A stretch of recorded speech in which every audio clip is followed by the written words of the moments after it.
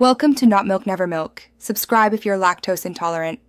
In this video, I will show you how to play Lost in a Dark Place on guitar.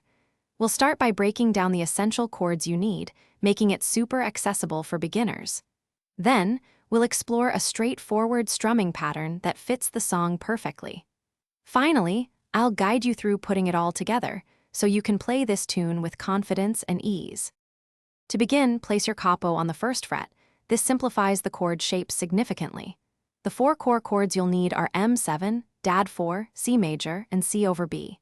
For M7, place your fingers on the second fret of the A and D strings. Dad4 uses the second fret of the G string and the third fret of the B string. C major is played with the third fret on A, second on D, and first on B. C over B is just like C, but with your middle finger on the second fret of the A string. Now, let's tackle the strumming. A simple yet effective pattern for this song is down, down, up, down, up. Try to give a little more emphasis to the very first down strum of each measure. Maintain a relaxed wrist and arm to keep your rhythm smooth and consistent.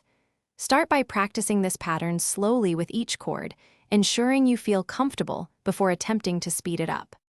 Bringing it all together is the next step.